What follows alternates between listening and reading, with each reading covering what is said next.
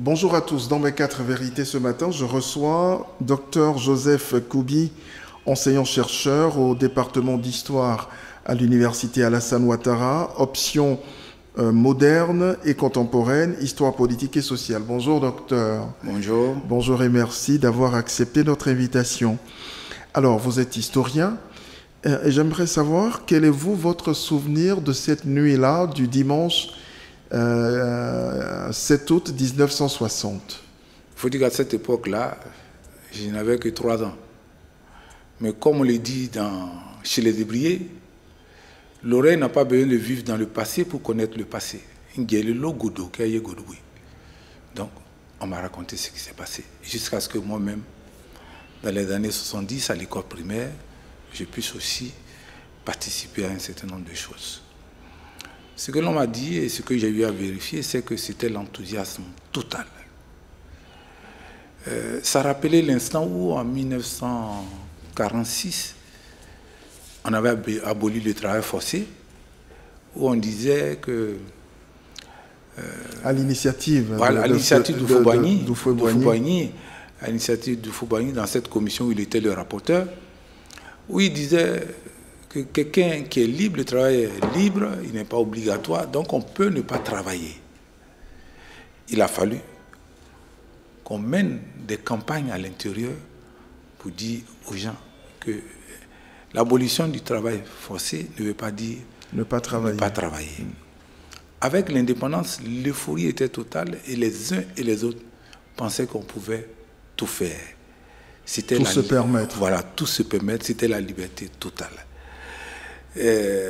Ceux qui pouvaient raconter ce qu'ils ont vécu avec les fêtes du 14 juillet, c'était autre chose. On a même appris que des gens sont venus de l'intérieur du pays, très loin, pour se retrouver à la place de la République actuelle, la place de la Palude, à cette époque, pour pouvoir voir défiler les uns les autres. Et justement, parlant de cette nuit-là, il y a monsieur Frédéric Gramel qui a, je vais dire, le meilleur biographe aujourd'hui, en tout cas, de Félix Houphouët-Boigny, qui a raconté ces instants-là à la page 773 de son livre. Alors, je le cite, hein, « Combien de personnes ont-elles pu fermer l'œil en cette nuit d'exception ?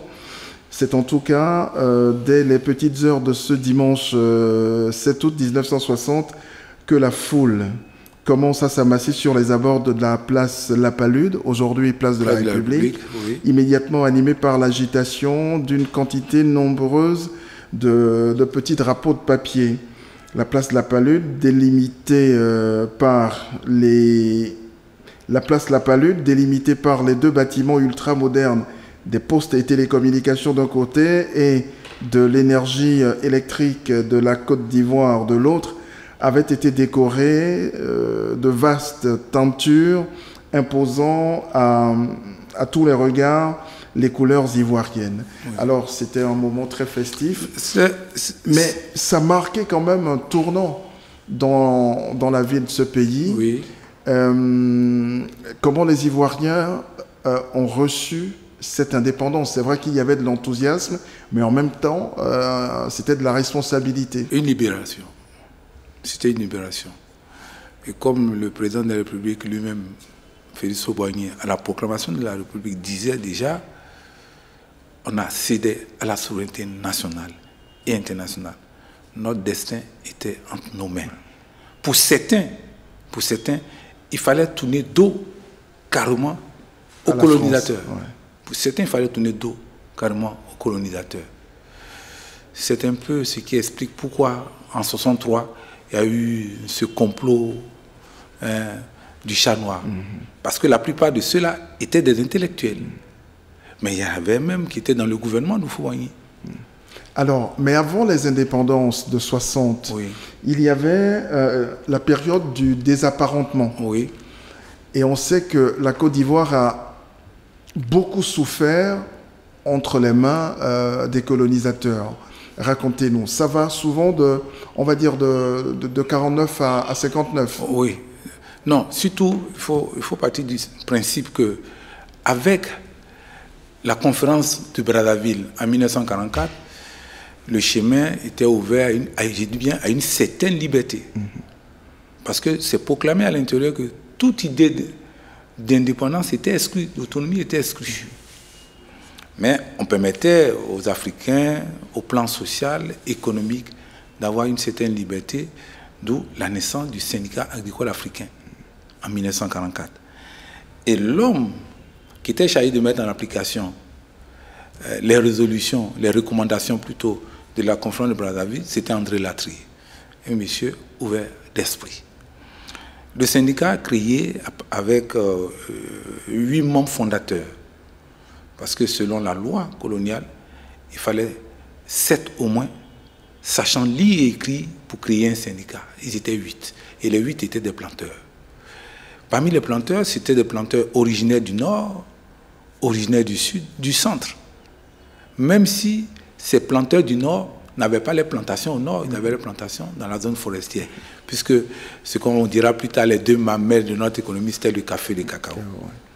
Mais à partir de ce moment-là, le combat était un combat politique, économique. Un combat économique. Cela a permis à Houphouët-Boigny d'être élu en 1945. Mais les choses ont changé. Ils se sont dit, mais pourquoi notre candidat député, à partir de la libéralisation, on ne peut pas créer un parti politique. Donc, Houphouët-Boigny charge son neveu Jacques Aka, de prospecter le terrain, ce qui le fait si bien. Les sections, pour ne pas dire les délégations du syndicat, deviennent des sections du PDCI. Donc, les paysans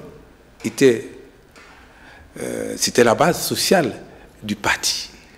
Mais cette base sociale du parti va durement être éprouvée, parce que le PDCI lui-même a vu certains de ses cadres être formés dans le groupe d'études communistes. Donc, il y avait déjà une acquaintance, même si Houphouët-Boigny lui-même n'a pas... Beaucoup ont suivi leur formation là-bas. C'était mal vu par l'administration coloniale. Coloniale à l'époque. Voilà. Et l'administration coloniale à l'époque ne pouvait pas accepter ceci. D'où les répressions. D'où les répressions. Et surtout à Dimbokro. Oui, et Gramel le cite encore bien. Voilà. L'action menée par Péchou en Côte d'Ivoire n'avait pas mérité à tort le nom de répression. Elle avait fait un nombre considérable de victimes en février 50. Bongouanou, Trècheville, Furké-Sédougou, Agboville, Bouaflé, Dimbokro et j'en passe. Donc ça veut dire qu'il y a eu une forte répression de la part de l'armée coloniale. C'est tout ça qui a également fortifié Félix Houphouët-Boigny dans sa détermination vers l'indépendance, et pourtant il n'était pas... Non. D'abord, il faut retenir une chose, c'est qu'à la suite de la répression, souvent on pense que c'est parce que Houphouët-Boigny, pour lui c'est une alliance tactique avec le Parti communiste. Mais voyons la personnalité de Houphouët-Boigny. Quand on voit la personnalité de Houphouët-Boigny, Houphouët ne peut être que opter que pour une politique libérale, mais pas pour une politique socialiste. C'est un chef. Il a plusieurs plantations. Il a dirigé pour un temps, il était membre fondateur du syndicat agricole africain. Croyez-vous un instant que quelqu'un qui a autant d'intérêt puisse être communiste? Non. Et donc ça veut dire que les colonisateurs ne le comprenaient pas. Voilà. Ils n'arrivaient pas à le cerner. Voilà. Et vous comprenez que bien après le désapparentement, la lutte politique qui s'était engagée au plus fort va connaître un revirement. Alors c'est quoi le désapparentement? On se sépare au Parlement du Parti communiste et on a un nouvel allié, le nouvel qui est l'UDS, et le nouvel allié, le Parti socialiste si vous voulez, le nouvel allié va, comment on peut le dire, va symboliser cette union à travers la visite de François Mitterrand, qui était en ce moment ministre de la France d'Outre-mer. Et il arrive en Côte d'Ivoire comme prétexte pour l'inauguration du canal de Vridi. Du port du canal de Vridi. Donc, c'est ça. Cette alliance-là permet au Houphouët-Boigny, en fin stratège, de gagner des élections. Parce qu'il faut dire que le peuple lui-même était très éprouvé. Ouais. Certains ont crié à la trahison, dont un des chefs baoulés, qui était son allié, ils ont crié à la trahison. Il y a eu des défections au sein du PDCI même. Tout simplement parce que... Houphouët a changé la ligne. Mais pour lui, cette alliance avec le Parti communiste n'était que plus stratégie. Ouais. Alors, vous parliez de la stratégie de Félix Houphouët-Boigny, mais qu'est-ce qu'on retient finalement de ces 58 ans, l'historien que vous êtes? Que retenez-vous vraiment de ces 58 ans d'indépendance? Pour ces 58 ans, je retiens avec Houphouët-Boigny la période de Houphouët-Boigny et l'après-Houphouët-Boigny. La période de Houphouët-Boigny est faite de pragmatisme. Elle est faite de pragmatisme. Houphouët affirme haut et fort, nous ne sommes pas un pays socialiste, mais nous voulons réaliser un social des plus hardis. Ça, c'est la première des choses. Et il va plus loin pour dire que le paysan ne compte qu'avec le concret. Bavardage, c'était pas ça. Voilà, la théorie, c'était pas ça. On a créé la caisse de stabilisation pour stabiliser les prix, effectivement, pour que le paysan soit véritablement le premier chose. Ça, mais aussi, il avait une obsession de l'unité nationale. C'est vrai. Dans tous ces discours. Oui, c'est vrai, on verra les répressions du Guébier, par exemple, mais c'est parce qu'il pensait à l'unité nationale au point où il disait que si on crée plusieurs partis, il y aura des partis ethniques. Il y aura des partis ethniques. Ça, c'est un élément de son exception. Il avait aussi une autre exception qui faisait qu'il a créé des internats dans pratiquement toutes les écoles, les lycées. Et la formation, c'était... Oui, la formation. Mais l'internat avait pour objectif de faire en sorte que des enfants du Sud puissent se retrouver au Nord. J'ai un exemple patent. Le ministre Akaïzi, il est originaire de Bassam, mais il a fait son lycée à Odiéné. Ça lui permet de connaître la région, de se familiariser, etc. De se mélanger. Etc. L'après Houphouët-Boigny est une autre chose. L'après Houphouët-Boigny... C'est l'ivoirité. Voilà, c'est l'ivoirité. L'après Houphouët-Boigny, c'est l'ivoirité. Mais on rappelle déjà que du temps d'Houphouët-Boigny, il y avait quand même l'ivoirisation des cadres. Voilà. C'est pas la dans même les années 80, non, c'est différent. Ouais. Il faut voir dans l'ivoirisation des cadres une affaire purement économique, sociale, alors que de l'autre côté... Stratégique aussi. Voilà, stratégique, etc. Parce que quand Houphouët sentait qu'il perdait la main, il fallait aller vers le peuple. C'est pour cette raison qu'il dit, sans le peuple, je ne suis rien. Sans le peuple, je ne suis rien. L'après Houphouët-Boigny, certes, ce n'est pas le parti unique, parce que le parti unique, c'est aussi sous la Première République avec Houphouët-Boigny, etc. C'est ça. Au point, une chose qu'on ne retient pas, c'est que Houphouët, à un certain moment donné, dans les années 80, il y avait des candidatures uniques, des candidatures multiples, excusez-moi, des candidatures multiples au sein des mêmes partis. On a même vu une fille s'opposer à son père et battre son père. L'exemple, c'est Mme Simone Leroux. Avant, elle était secrétaire générale du syndicat des sages-femmes. Dans sa région, elle s'est opposée à son père, Jean Teste, un géomètre. Donc il y avait déjà quand même un peu de démocratie dans ce parti unique-là. À l'intérieur.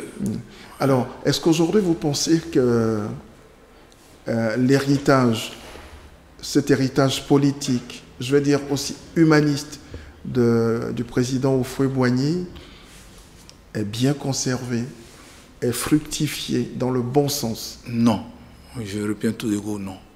Non d'abord, parce qu'Houphouët, c'est un contexte. Houphouët, c'est une autre personnalité qui a vécu dans un environnement différent du nôtre. Il aimait ironiser dans ses rapports avec Senghor en disant que Senghor a fait 40 ans en France avant de connaître l'Afrique. Lui, il a fait 40 ans en Afrique avant de connaître l'Europe. Donc, l'environnement est différent. Ensuite, la plupart de ceux qui disent qu'ils sont ses héritiers, c'est lui qui les a mis à l'école. Le contexte est différent. Il y a eu la génération 46, c'est Houphouët qui a envoyé les premiers Ivoiriens se former en 1946. On appelait ça l'aventure 46. Parce que le bateau qui les transportait s'appelait l'aventure. Il y avait beaucoup de personnes à l'intérieur, dont son épouse, Thérèse Houphouët-Boigny, Aboulaye Sawadogo et bien d'autres, j'en passe. Donc, mais ceux-là ont vécu un contexte différent, un environnement différent. Donc le fouettisme aujourd'hui, ça n'a pas de sens ou quoi, vous voulez dire? Non, comme en matière de politique, il faut forcément un slogan.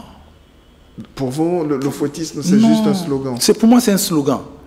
Parce que il suffit de voir, on manque de pardon d'abord. Alors que Houphouët, c'est le pardon. C'est le pardon. Au point où il disait, vous qui m'insultez, vous êtes en train de salir votre bouche. Voilà. Houphouët, c'est le pardon, mais il n'y a pas ce pardon-là ici. Malgré tout ce que Gbagbo Laurent a fait à Houphouët-Boigny, mais Houphouët l'a reçu à la présidence. Et des gens racontent, je n'ai pas de preuve que Houphouët a dit, ça c'est bon. C'est vraiment, c'est celui-là qui est mon principal disciple, parce qu'il se bat. Et Gbagbo Laurent même a écrit un ouvrage où il parle bien d'Houphouët-Boigny. De sa relation avec le président. Il parle bien d'Houphouët-Boigny quand même dans sa thèse. Donc, pour moi, je ne dirais pas que c'est le jour et la nuit, mais c'est tout comme. C'est voilà. Tout comme. Professeur, merci. Oui. Merci d'être venu. Merci d'avoir accepté de nous parler un peu, ne serait-ce qu'un peu, du président Félix Houphouët-Boigny. Je vous souhaite une bonne fête de l'indépendance. C'est moi qui vous remercie. Merci à bientôt. Beaucoup.